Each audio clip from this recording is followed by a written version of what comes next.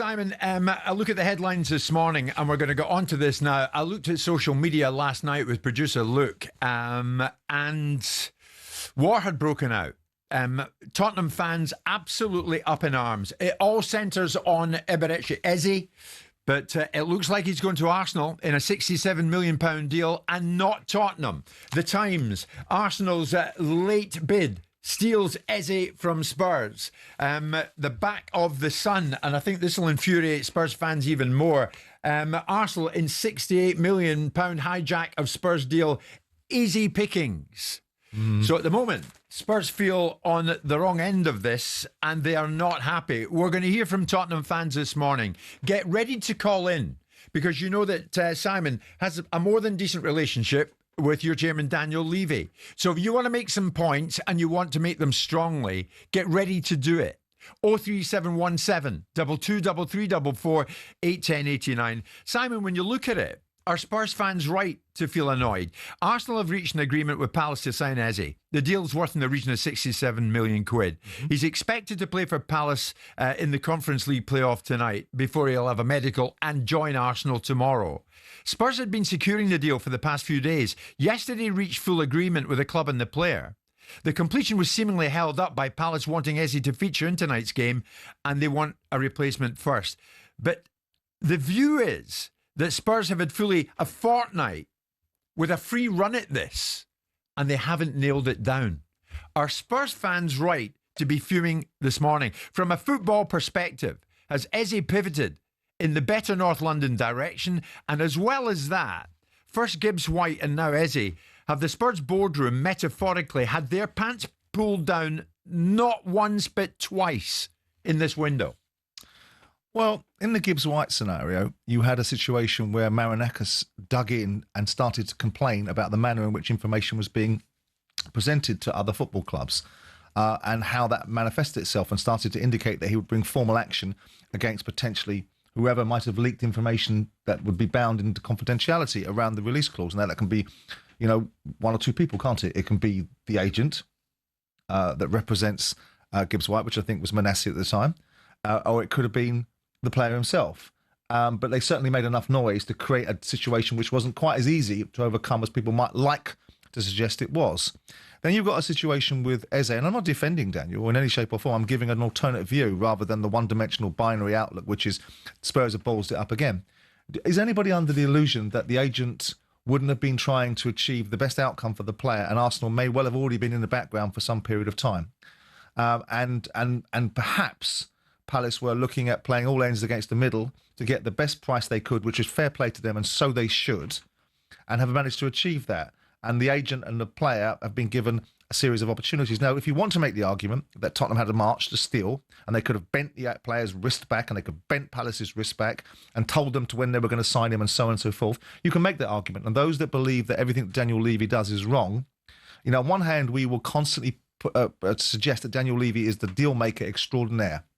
In another breath, we'll turn around and say that he isn't and doesn't do the deals. Now, people will say, well, hang on, that's because he's deal maker extraordinaire when he's selling. He's not the deal maker extraordinaire when he's buying. Now, I'm assuming that Spurs had their viewpoint on whether they could get Eze across the line. The layman that sits in his front room going, just pay what it costs. Just give them what they want, right? Which is, of course, what they would do in their lives when it comes to buying anything. They'll just walk into a car showroom, or they'll walk into estate agents, and they'll just pay the price and won't dare to try and negotiate anything. And that's perhaps the reasons why they're not multimillionaires, and other people are. But in the outcome world, they'll have their right to say it, because the outcome, which is what we all look at, doesn't matter what the story is, doesn't matter what the journey is, forget the compare and contrast. No, but go on, in the outcome world, and you're about to say Daniel hasn't delivered an outcome. Well, that's it. And predictable responses from Spurs fans, certainly on social media. Typical Levy, delaying, incompetence, just pay the money and get it done. Yeah, but that's just stupid, isn't it? No, but wait a minute. Nobody, I mean, they've got to have their say this morning. I mean, Simon, from someone, and with all due respect to you, from someone who has done deals in football, and you have, is navigating the transfer market as simplistic as some fans seem to think it is? Well, of course it's not. Of course it's not. So why didn't they get him? Because it isn't as simple as some people like to present it is. It isn't just a case of the player might not. The player will be aware. If people genuinely believe that Arsenal suddenly woke up yesterday morning and went, oh, Oh, him over there at Palace. Didn't know about him. Let's have a think about him, shall we? No, they would have been in the background for some time, looking at the market, deciding what they wanted to do, perhaps already in touch with the player's agent and giving the player's agent an opportunity to play all ends against the middle to achieve the best outcome for the player, letting Palace know that there's somebody else in the mix as well, so Palace can create competitive tension, which means they can play Spurs, try and get as much money as they can out of Spurs, go back to Arsenal, see if they can get as much money out of Arsenal as they possibly can. The player will eventually alight upon the best deal that suits him, and clearly the better club at this moment in time is Arsenal. Yeah, but surely Arsenal have shown Tottenham a clean pair of heels here when they found out that Havertz is going to be out for however long he's going to be out. Mm-hmm. They got in there. Yeah, but that's assuming that it was just that you're assuming that it was a done deal, that it was an absolute done deal, that everything had been agreed with Palace, everything had been agreed with the player. This is the characterisation that we are being led to believe is the case. And I doubt it's like that. But for the purpose of those that want to bark at the moon and say Daniel Levy is an incompetent, let's just say that's absolutely right. If everything was agreed and the player was as happy as a sandboy and everyone had agreed their money and the clubs had agreed their money and the transfer deals had been structured in such a way, then Tottenham have failed. If it's actually more convoluted than that it wasn't quite agreed, that there was in the background an opportunity for Eze to talk to Arsenal that the agent knew about and that Palace knew about, and that Palace were not interested in where the player went, they were interested in getting the maximum they could from the deal, and they had an opportunity to play Arsenal against Tottenham, that's probably more likely how it is. Now, if you want to blame Levy, if you want to say Levy, well, Levy should have just gone in and bid 75 million quid and blown them all out of the water. But that's not how the world works. But they're not saying that. They're not saying that. Daniel knew what it would take, because as you rightly say, he's a very clever man. I've met him on numerous occasions. He knew what it would take to get Eze over the line. And the perception is... But clearly he didn't. They didn't do it. Circumstances changed late on. But that's how... And Arsenal, the door was open to Arsenal and they've gone in. That's how we are playing it out. And that's how the Spurs fans that dislike what's happened in this situation will choose to play it out. But I would imagine the truth is something slightly different. There is a case. I mean, the Gibbs-White situation, you wonder, given the Spurs apparently knew the release clause, yet apparently bid underneath the release clause, that doesn't make a lot of sense and seems to be what people would go, well, that's typical Tottenham. Why would you bid underneath the release clause when you know what the release clause is? You're not going to get the deal done.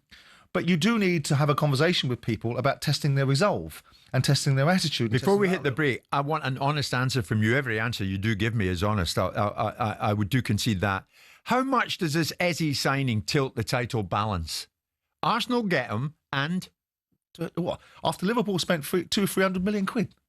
It gives Arsenal less excuses not to achieve things. It brings up the expiration date of Mikel Arteta, because he's going to have nowhere to turn. If he gets Eze and he's got Zubamendi and he's got a centre forward, what will be the excuse if Arsenal end the season with very little more than a League Cup or something like that? So it moves the needle a bit, but not hugely. Well, but the other teams are strengthened. Man City will be better.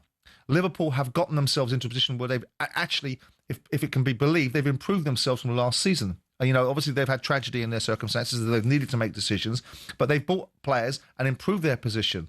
You know, if they do get Isak, which I hope they don't, I hope that Newcastle concentrate the minds of the player and the agent and bring him into line so that actually contracts mean something and clubs have a bit about them when it comes to player power in this day and age. But Liverpool are in a fabulous position. But what it does is it makes it an intoxicating mix of thinking about who's going to win this league and who's going to be challenging for it. Because Arsenal now have removed all the barriers to entry. Everything about Arsenal that could possibly be considered to be something that shouldn't be winning a title has just been removed. Yeah, not that long ago, Daniel Levy, it was in May, I think, spoke about his ambitions for the club. You know, I've got very broad shoulders. Failure's not an option. The desire to succeed. And because it's so difficult, I want to succeed even more. We've won a European trophy. It's not enough. It's what we haven't done that is more important. We need to win the league. We want to win the Premier League. We want to win the Champions League. But, you know, we want to win. Simon, at the time, you said straight after that, he now needs to back that up. Yeah. Well, backing that up would have been the arrival of Eberechi Eze, maybe. Would it not?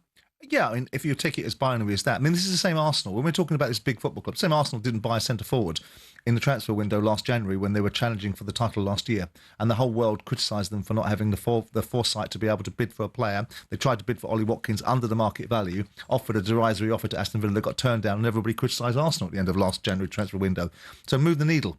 It's all about the relative outcomes. And if you've got a narrative in your mind, if Daniel Levy doesn't do deals in the Spurs fans' mind and he's the reasons why they're not successful, every single time he doesn't do something, that'll be the point. And every time he does do something, that'll be forgotten. They forgot the fact that they bought Kudus. They've forgotten the fact that they tried to get Gibbs White and were stopped by Nottingham Forest and stopped by potential legal claims about the confidentiality around the NDA clause, and then the player was gotten into by the chairman and put in his place. So they forget these things. So whilst Daniel has to be judged by outcomes, he has to be judged in an outcome world. I know he's your mate. They've slipped up here. It's got nothing to do with being a mate. Would you concede they've slipped up here? Well, and it's their North London rival who's going to steal a march from them. If, for want of a better expression, he was in the Amazon shopping basket and all you had to do was push pay, right, and the deal was done and it was delivered the next morning, then yes, if that is right, if the characterisation that we have, which is everything was done, he was agreed, he was good to go, he'd had his medical, the transfer fee had been agreed, the wages had been agreed, and all he needed to do was rock up to Tottenham's training ground, then he's managed to slip from his grasp. If that's not the case, and there was a lot more moving parts to it, you can still lay criticism at Levy's door, which is you could have just blown it out of the water. You could have just made sure that there was no other opportunity, made the player so financially well reimbursed that he didn't want to look anywhere else, made the transfer deal for Crystal Palace so difficult for them to even want to talk to anybody else, and they still would have done. If Tottenham had gone to Palace and said, we'll pay 70 million quid,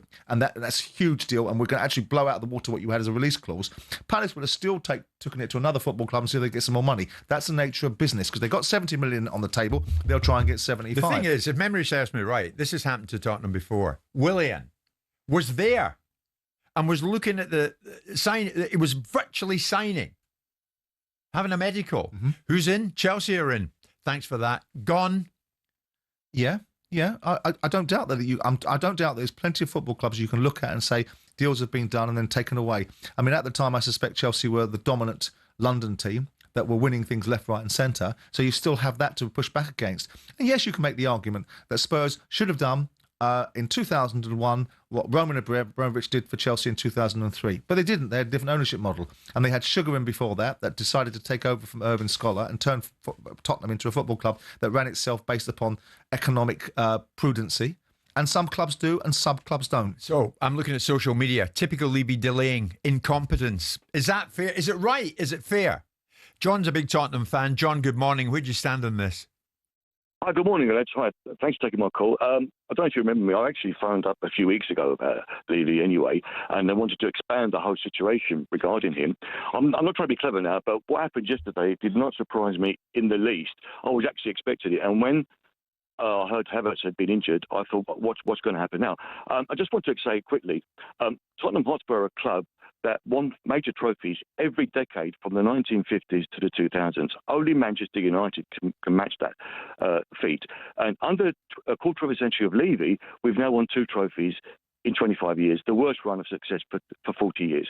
Now, he's gone on and sacked 15 managers, starting off with George Graham, the first thing he ever did, the guy that we won the League Cup with the previous season, just before the FA Cup semi-final against Arsenal. And as I've said to you before, I remember the words of my late father who said to me, do not trust these people from edict. Anyway, the rest is history. Just back to this situation. As far as I can see, I know, all that Arsenal did was offer the same money that we did, but just on fairer payment terms, and they snapped up their player just hours after Havertz was injured. Okay? Son has gone. Maddison was injured months ago, and he's out for months. Weeks ago, he's out for months. Kulu is still injured. And after the Morgan Gibbs-White debacle, you would think that Levy would change stance and actually start acting as a proper football chairman. All he cares about now, I'm telling you now, is the building of the horrendous 32-storey hotel he's inflicted on Park Lane, ready for the 2028 European Championships. Now, I don't know what you feel about what I've been saying now, but I feel that as long as Daniel Levy and Enoch are at Tottenham Hotspur, we will be in the same boat all the time. And I wish Thomas Frank all the luck in the world.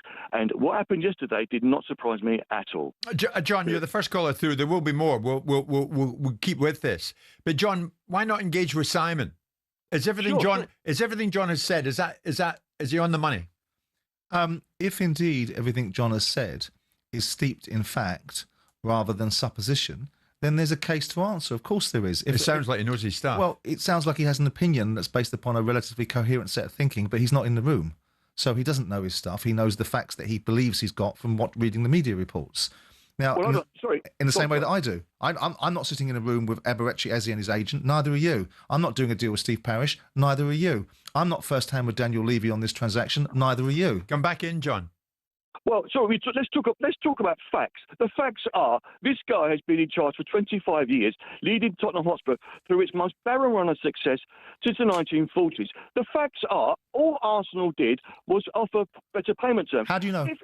How do you know? No, I'm just out of curiosity, because I don't know, and I'm just playing devil's advocate for the purpose of conversation. How do you know? Well, you don't know is the answer to the question. You're surmising.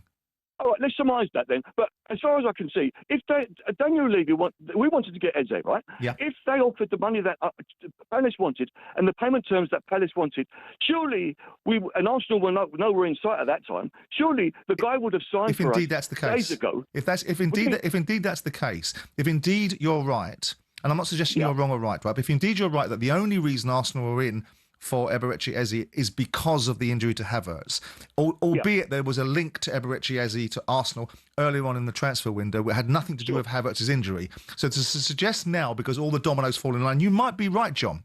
But I'm playing devil's advocate, because it isn't just as transfer deals are not just as binary as you walk in the room and go, I'll have him, wrap him, and I'm going to pay this and I'm going to do that. It doesn't work that way. Okay, can I just go back to my final point, John? One final point. Sorry.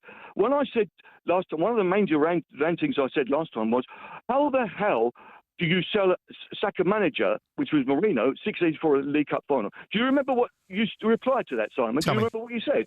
You said that you heard that, just before that game, the players were queuing outside Daniel Levy's office saying they don't want to play for Mourinho anymore. And you said, well, I'm not sure if that's true, but first of all, if that's true, doesn't that show what an absolute joke of a club we are? And secondly, what the hell is that about? You just tried to justify the sacking of a manager on the... No, I didn't try to justify it.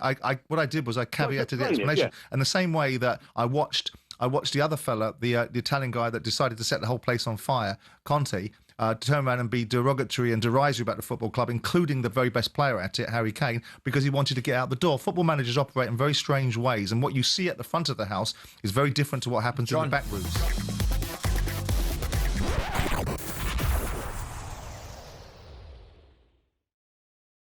We've been hearing Simon's view on Eberechi Eze doing a bit of a swerve and veering off the road. Instead of going to Tottenham, it's looking like he's heading to Arsenal. It's more than looking like. He's going to end up there, isn't he? Because Arsenal want him. Arsenal are going to get him. They've reached an agreement with Palace to sign him. But it looked for so long that it was going to be Tottenham. And now, much to the disgust of the Tottenham fans, it's going to be Arsenal. And many Tottenham fans want to come through. So I tell you what we'll do. In the build-up to us getting to 11 o'clock, enough from me. You can engage with Simon. Try and get as many calls through as we can. Noel, a Tottenham fan, what's your view of what you're witnessing, Noel? Good morning. All right. This is gone out of hand. Just come to try and like calm everything down. Like Tottenham fans and the anti Levy brigade. Right? I don't get it. Right? If Havertz didn't get injured, there would be no knee-jerk reaction. All right. Right, so you think the reaction's been unfair? You think if Havertz hadn't been injured, we wouldn't be getting this hysteria? Yeah, we wouldn't have. And you've got to look at it like this. I really don't think that that Mr. Fang, I don't think he really wanted Eze. Because if you look at it, Kudus, Gibbs White, Paulinho, Mr. Frank came in, and those must have been his targets. That's right. That's a good point. Right? And Gibbs White didn't go over the line. If Eze was a target, Eze would have been the primary target, is what you're saying. Okay. Yeah. All right. No, we take your point. Lee's a Tottenham fan. Lee, do you think, like Noel thinks, this is all a bit over the top? Hi, good morning. Thanks for taking my call first. I think it all comes down to this Europa League game for Palace tonight. Tottenham have agreed the fee. They've agreed personal terms, as we all know. But I think all along, Parish wanted Eze to play in this Europa League to help Palace get to the progress tonight. And as Conference long League. as Yeah. the deal was not completed, and this until this game's played, Eze is an Arsenal fan. He's an Arsenal trainee, whatever. He was always going to go to Arsenal, and obviously once the Havertz injury happened, and the deal wasn't. I mean, Tottenham had basically done everything, was agreed, but it was all hanging on this Europa League game tonight. You know, if Arsenal had come in last night and agreed everything, and it was all done and Right. dusted. So, Lee, you're telling me Levy and Spurs couldn't have done much more? Well, put it this way, Jim, if Arsenal had come in like they have and Palace had pulled Eze from tonight's game, then I can understand the anger. But as it stands, he's still playing for Palace tonight, and Eze is always going to choose Arsenal over Tottenham, being an Arsenal thing. So, okay, Lee, we get your point, and thanks for the time. We'll finish with Mark, who's been waiting patiently. Mark, finish it off for me. You're an Arsenal fan. You're going to get him. Good morning, Mark. Maybe Mark's not willing to speak at this stage. Matt is. He's a Tottenham fan. Matt, finish this off for me. Good morning. Yeah, hello, guys. Great show you have there. Simon, I've had a bit of a run-in with you last time when Harry Kane was leaving. Did you, mate? And you called me a buffoon, and I don't know what I'm talking about. When I said to you Sounds that a bit I'd rather harsh, be in doesn't sound Leicester's like me. position. Yeah, being Leicester's position where you're going down, but at least you know you've won the Premier League title. I could go up and down like a yo-yo 100 times, but I know that I've lived to see it. Now, right now, you keep talking about the fine lines of what a chairman does, and you don't know, and we're just hypothetically saying this and that. That's what you're coming out with. But when you've got a chairman and the guy shops clearly at Primark, you know that. You know that. You don't want to admit it, but you know that. The guy's got a Rolls Royce in Harry Kane. He bleeds dry at every football club, which I would do as well if I'm gonna sell my best player, which is 250 grand a week, by the way. And then he turns around and brings in second-rate footballers. Vicario brings in Udogie, brings in Van der Ven, brings in Romero, brings in Porro, Bissouma, Richarlison. You think Romero's a second-rate footballer? No. Don't talk to me today. When he came in, he was a second-rate footballer. Now, this is what he does. He can get the second-rate footballers in at 60 grand and 50 grand a week. But then he goes and does, which I want you to answer this one now, because I don't even think you can answer this. Tell me. How can you give 175, not one season, but 2 seasons, Timo Werner? How can you justify that? I agree with that. Simon, he shops at Primark. He's got a Harrods Stadium and he shops at Primark with his Primark figures. There is an element of what you're saying, before you spontaneously combust, there is an element of what you're saying which is absolutely right, which is if you want to be able to compete and beat the teams at the top of the league, you can't really do that on a 45% turnover of wages to turnover of ratio. The challenge is... How can you justify Timo Werner? There's no need for me to justify it because I concur entirely with your view. I think he's a speedboat without a brain. So I agree with you entirely. I don't look at Timo Werner. He wasn't good enough for Chelsea. He stunk the place out. He's gone back to Germany. He hasn't done particularly well there. So I agree with you. James Maddison's another one. Well, you've got different views on that. I'll sit in a studio. I'll sit in a studio with England midfield players like Danny Murphy and top players like Souness that will say Maddison's a good player. Mate, so I'm not going to go against their view because they've played. Simon, the guy has got nothing, and he's overrated, this guy. He's got nothing. He played under Ange 60 minutes here and there. But Matt, you obviously didn't see the exchange between myself and James where I turned around and said, you'll never win anything with James Maddison in your side. And James Maddison reminded me by sending me a picture of the FA Cup final that he didn't play him. Of course, but Simon Jordan was on the other end, giving Solanke, Tottenham got ambition, James Maddison, Tottenham... No, what I said was Tottenham spent £75 million on Solanke, and one of the reasons why they signed Solanke and they didn't sign Ivan Toney was because the statistics that were given to them by their data department suggested that Toney was in the decline and Solanke was the right kind of player for Ange Postecoglou's style of play. Simon, I don't agree. I don't agree with Ivan Toney as well. That's fine. You're entitled to your opinion. But you've got to remember, you had a Rolls Royce at 250 a week. You got 100 million, and you went to Primark and you went and got Dominic Solanke. You cannot justify telling me that this football team is going to excel and stay with the standards. There's time left in the window, Matt, isn't there? But Matt, in fairness to your circumstances, and I understand what your point. There's only so many Harry Kanes around the world. So, with due respect, who would Tottenham have bought that as a centre forward? Just give me a name that you think would have been a fantastic addition. Ultimately, Liverpool bought Darwin Núñez for 80 million quid. Couldn't hit a cow's backside with a banjo. So what are you talking about in terms of what Spurs should have done? Well, who should they have bought? Okay, I believe that Trossard was going to come to Spurs and he went to That's not a centre forward. Go back to the centre forward argument. Just compare the Rolls Royce argument that you wanted to use a minute ago. Getting my team. I know you're getting my team tomorrow. Yeah, but and that's my point. No, you just use a centre forward argument. Just stick to the centre forward. Don't go about whataboutry to make another point. You use Harry Kane as your Rolls Royce example, and you said he shops in Primark by getting Solanke. Who should he have got as a centre forward? Listen, I know there's limited amount of forwards. Well, then what are you saying then? I get that, but the realities are... You can't bring Trossard into the argument, can you? Listen. Maybe they could have nicked Gyökeres from Arsenal. Simon, Arsenal sat and waited, and you moaned about how Arsenal haven't gone out and got a centre forward when they need it. Do you know why? Because your fault, Arsenal's Simon. Mentality. Yeah, this is Arsenal's mentality. Listen to this. This is Arsenal's mentality. Go on. Arteta thinks about Arsenal Football Club and goes, you know what? We're not just going to go and get any player. Like you just made that there's no footballers out there at that moment. But you know what? Yeah, but they just threw a bunch of cash around at the end of it. They made a ridiculous offer for Ollie Watkins at the end of January, knowing full well that they had a problem with strikers. So when you want to move the dial, you can move it back to everyone falls short of people's expectations. I think Daniel Levy thinks a lot about Tottenham, Matt, to be quite honest, but we appreciate the time and we appreciate the call. When Eze signs, then we'll bring you the news first. When he signs for, Arsenal.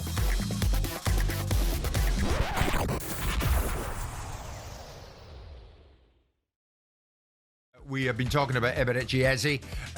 No to Tottenham, but it's a yes to Arsenal, and that's infuriated many Tottenham fans. Let's get more on this. Alex Crook having a well-deserved day off, but in no way is this man anyone's replacement. talkSPORT reporter Ben Jacobs joins us live. Ben, can you talk us through what you know chronologically about what has happened here regarding Eze ending up at Arsenal as he seems certain to do? Yeah, good morning. So Arsenal were actually first to the table. They made an approach in late June. They spoke to the player. They had buy-in, but then they didn't move. Ethan Nwaneri signed a new deal, and Arsenal put the brakes on, thinking that maybe Nwaneri would get some minutes in the number 10 role, and if they were going to add a player, it would be a left winger. And yes, Eze can play wide, but they saw him as a number 10. Then Spurs were the one really pushing, and in a one-horse race for much of last week, but they didn't get the deal done before the opening Premier League games of the season. Eze played, therefore, against Chelsea in that 0-0 draw. And that sort of dilly-dallying or tough negotiating has ended up, in hindsight, coming back to bite Tottenham, because then as we moved into this week, Spurs reached an agreement in principle. They had a fee very similar to that Arsenal are paying, 60 million and add-ons. Kai Havertz picked up a knee injury, and Arsenal said, we've done all of the legwork, let's move.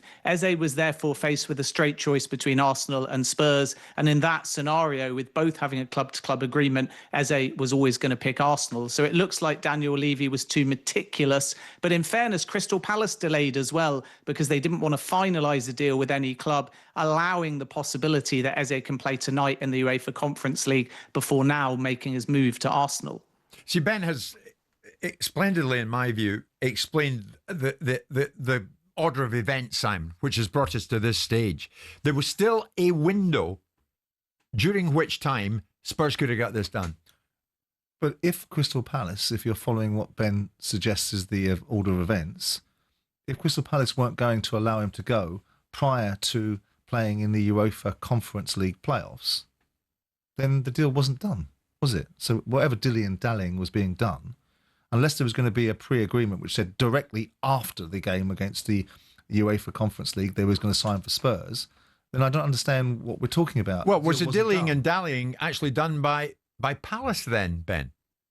Well, to an extent, but only I think when we get into this part of the week. So the window of opportunity for me, according to sources, was before the opening Premier League game. Because remember, 24 hours before the Premier League season started, another aspect here is Eberechi Eze's release clause of 60 million plus 8 million in add-ons expired. Now, Tottenham, thinking that they were in a one-horse race at that point, decided we're not going to trigger the clause because the terms of that clause are less preferable. And as a result, they tried to do a deal slightly under it. But now if you look at the two agreements in principle, it's £60 million and 7.5 million in add-ons instead of a 68 million package. Now, it may be, in fairness to Daniel Levy, the terms are completely different. They're far more preferable to Spurs and Arsenal compared to that release clause. But I think from Tottenham's point of view, if they knew that Arsenal were going to come into the race and they didn't last week, maybe they'd have triggered the clause, or maybe they'd have pushed to get their agreement done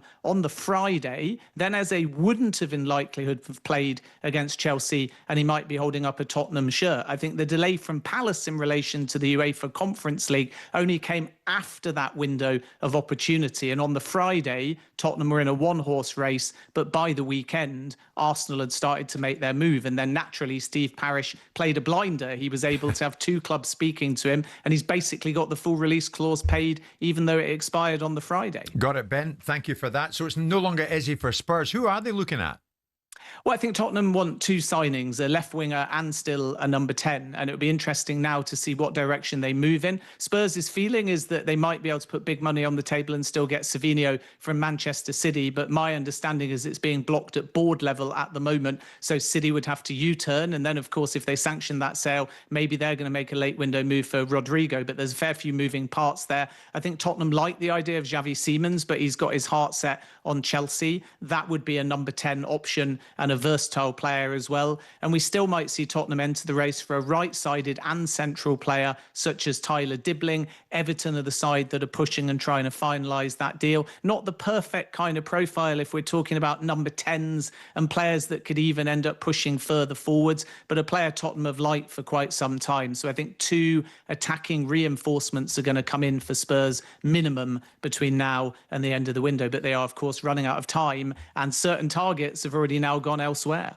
And are we getting any closer to Wissa getting his wish of moving out of Brentford and going to the northeast to Newcastle?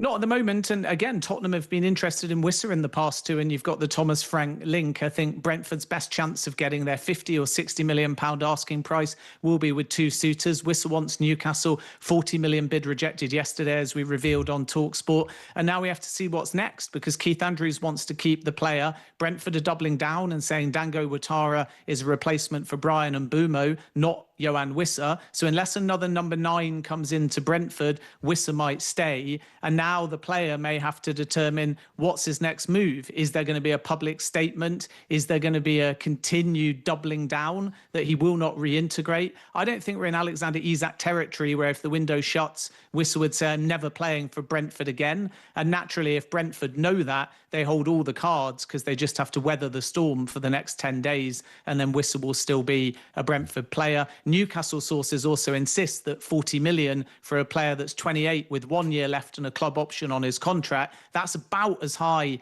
as they're prepared to go. So at the moment, we don't have clarity as to whether Wissa will be able to go to Newcastle, but it's clear that he desperately wants that move. And Ben, what do you know? Chelsea maybe doing a deal with Brighton. Someone once said to me, it sounds like deja vu all over again. What do we know?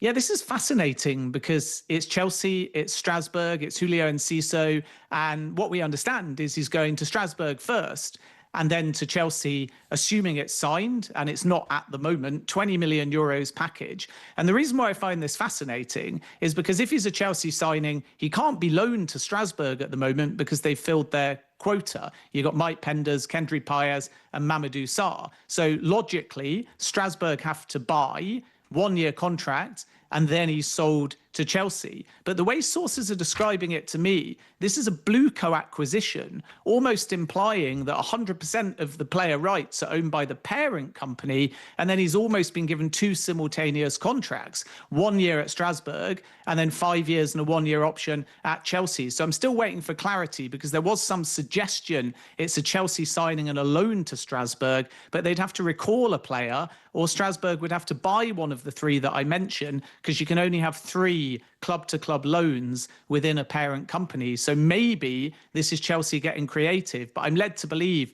this is a Blueco signing rather than specifically Strasbourg or Chelsea. Ben, very interesting. Thank you very much indeed. Ben Jacobs with us. It wouldn't be totally unlike Messrs Bowley and Egbali to get creative, as Ben rightly said. Well, they are very creative, aren't they? And they use the innovation and the ability to be able to make decisions that have affected their PSR situation, which I said they would do, in terms of we felt, or Stefan Paulson felt, that it was categorically going to breach PSR, which they really haven't, besides UEFA, because UEFA don't recognise the sale of hotels or women's teams to one another, but the Premier League does. Yeah. So it wouldn't be beyond the wit of man. I mean, we've seen transactions between football clubs. We've seen situations where players are being transferred between, I think, Chelsea and Villa, with no real value being attached to the player, but a transaction that created value to each club with no money parting hands. So, of course, they're creative. Of course, they're creative. That's unfortunately now what football has become is determined as much off the field as by on it. And people's innovation and creative thinking to overcome the obstacles that footballers now seemingly want to throw in the way of what once upon a time was quite a simple thing. Being successful costs money, and those with the most money can achieve whatever they want. And of course, we know that Chelsea head to West Ham tomorrow night. It's been said by Enzo Maresca that Nicholas Jackson will not be in Chelsea's squad for that one, amid transfer speculation.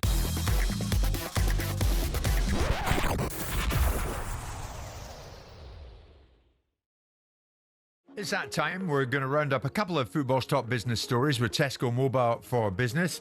And Mr. Jordan will turn his attention to both of these topics. Simon, what do you make of this? The football YouTuber Mark Goldbridge has won the rights to stream 20 live Bundesliga games this season. You'll have seen this. It's in one or two of the newspapers this morning. It's the first time an online content creator has been included in such a deal.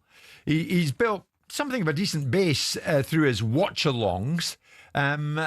His That Football account has 1.38 million subscribers on YouTube. So is this the direction we're going in, from the humble YouTuber to European football rights holders? Is this the next turn of the wheel for sports rights? Certain sports rights, yeah. I mean, new media versus old media. New media will crush old media in the end and is beginning to do so. The linear broadcasters use the term YouTuber, the mainstream media, us, other sections of the media, to deride and to classify certain content delivery mechanisms. Now, it's interesting. It's not just Mark that's got this. It's the overlap as well. So these rights, the UK-based rights for the Bundesliga, are looking at opportunities to create more awareness. I don't think there's any commercial value in this deal in terms of any massive revenue to either the Bundesliga or to Mark Goldbridge or to Gary Neville in the overlap. I think it's all about awareness and opportunities. And I think it's just a landscape opportunity for some of these leagues that can't compete with the power leagues of the Premier League to find a way to create more eyes on the prize that somewhere along the line they might commercialise. They could have flogged it, perhaps, for £500,000 to DAZN or someone like that, but put it behind a paywall. And then they'd have limited eyes on the prize. If they give it to a digital content creator like Mark Goldbridge that's got a big audience, whatever you think of his content is irrelevant. You know, I listen to, everyone talks about content delivery and what the content is and how they don't like it. I turned on Channel 4 about a year ago and there was a guy butt naked playing the piano with his penis. I didn't like that content either. That's a mainstream broadcaster. How did he hit the high note? Well, there you go. So the bottom line is that some of the content that's being delivered, digital marketplace is crushing linear broadcasting. It is the new media is taking over from old media. Interestingly enough, though, new media still wants the credibility of old media. Yeah. Still wants the relationship with it. But if you look at the way it's going, if you look at the major terrestrial broadcasters, they're getting their backsides handed to them. If you look at what's happening to Sky, the subscription models, the amount of subscribers that they're getting is just churning away to virtually zero. The interesting thing will be is how this works for the Bundesliga. Clearly, these leagues like Liga and Bundesliga, Serie A, are not getting the overseas deals that they want. Yeah. This is a UK-only deal, so it's YouTube potentially being approached by someone like the Bundesliga saying, "We want to have a relationship with you guys. We'll give you a section of our media rights. Who do you advocate for?" Right, and they've advocated for Goldbridge and for. Do you think Overlap. other European leagues will have to diversify as well? Well, it's not diversifying. It's a media rights package that they clearly haven't gotten rid of, and so they've given it an opportunity in a different space. Yeah. And so what it does, it doesn't give validity to the YouTube marketplace. It already has validity. It already has numbers. Are you seeing the numbers that these guys are doing. Of course, yeah. But I'm personally not entertained by watching the likes of Goldbridge describe Manchester United conceding a goal and then going into like a huge strop about it. But, I'm like, really? But you're not that's fine. But there's hundreds of thousands of people that do want to listen to that. The fan community that are watching sport in a different way feel... Now, this channel is doing watch-alongs in boxing. So it's not something that isn't being done elsewhere. And of course. And so I have to say... I was part of that in Saudi. Well, they are. Fair play to Mark Goldbridge for building a business. Whatever people think of his content or don't think of it, he's got a big community. He's got a big audience. He's probably trying to broaden his appeal. Open up different marketplaces for him. I say fair play to him. I want to, in the time we've got, I want to squeeze this in. Drag along clauses. This is a totally different subject, but I want to get Simon's take on it. I've never heard of this. You will have. Of course you have. There's been commentary in recent days over a clause that's come into effect regarding Jim Ratcliffe's £1.3 billion investment in 25% of Manchester United. On the 13th of August, a drag-along right clause in the deal came into effect. Now, the deal was that such a clause, this drag-along clause, would come into play 18 months after the completion of Ratcliffe's investment. Now, what it means is, should they wish, in the event of a bid for the club, the Glazers could not only sell their stake, but they could also force Ratcliffe into selling his 28.9% stake as well. Standard fare. I mean, I thought you had a drag-along clause on me, hence the reason why I'm being dragged up to Glasgow at the end of September. That's true. Look, beginning of October. Beginning of October. The fact of the matter is that most commercial deals, strangely not listed companies, but most commercial deals that have shareholder agreements behind them, that have minority and majority shareholders, will have a drag and tag. A drag-along is basically the majority shareholders, if they want to sell... If they're selling their shareholding in the business and the potential purchaser wants to buy all the stock, then the minority shareholders, in this instance Jim Ratcliffe, have to come along to the party and sell their stock at the same time. Sell their stock at the same time? But this is not unusual. And alternatively... what if Jim doesn't want to do that? But that's the deal he entered into. Jim didn't have to enter into that deal. Now, I'm assuming that he'd entered... I mean, the Glazers won't be selling the stock at a lower price. They'll be selling it at a hugely advantageous price. So whatever they've sold to Jim Ratcliffe, you'd expect them to do better when they're selling the next time round, because the club will have been commercially better seeded as a result of the investment that Jim Ratcliffe has put in. So the drag-along effect will have a commercial benefit to Jim Ratcliffe, I suspect, in most instances. Otherwise, he wouldn't have signed it. So unless he chooses to sell his stake himself, Jim Ratcliffe really has no control over his stake. In the football club, in future. Yeah, well, yes and no. It means the Glazers want to sell, Ratcliffe and Ineos can't stop them. Well, they couldn't in the first place. Right. And if you were a stockholder in Man United, who could stop you from selling it? It's a public listed business. But the Glazers should force Jim to sell his stake. Well, it's an agreement. At their price. They haven't forced him to do anything. They didn't force him to sign the agreement that he signed. Jim Ratcliffe bought a shareholding from the Glazers. I get that, but he dances to their tune. Well, he has signed an agreement with them, which is basically if they were to sell. Now, think about this to Man United fans. Who do they want out? The Glazers. Who do they want out second now? Jim Ratcliffe, because he's gone from hero to zero overnight because they now don't think he's much cop. So the bottom line is, and that will change because Jim Ratcliffe will, I think, with some of his thinking, will eventually get it right. The bottom line is if you look at it and say that the Glazers are the majority shareholders, they have the right to tell the minority shareholders, as a result of a drag agreement that was ultimately put in place, that they have to sell their shareholding at the same time as any purchaser. No, that doesn't mean they have to, because the purchaser might not want to buy their shares. The purchaser may come and say, I don't need 100% stock. So it doesn't mean that he has to sell his shares. It's only in the event that someone buying the stock from the Glazers subsequently wants to buy the other stock that's held by a minority shareholder. The other side of that argument is a tag, which is basically if the Glazers were selling their shares, if Jim has a tagger relationship or a tag agreement, he can tag his shareholding onto that and say, you have to buy mine too. So if someone comes in and buys the Glazers and if Jim has a tag agreement in place, then he gets the opportunity to ride off the Glazers' coattails in terms of a deal by having a tag agreement. This is all standard fare. This is standard fare. Standard fare. This is all part of the norm. And it's nothing to do whatever this kicked up or whatever controversy it may be invoking. Yeah, there's been a bunch of commentary about it. Whatever commentary it may have invoked on the back of the fact that it's 18 months since Jim Ratcliffe crystallised his interest in Manchester United by buying his shareholding, it's nothing. Glazers aren't selling. Yeah. So it's of no interest to anybody. Well, not really. Yet.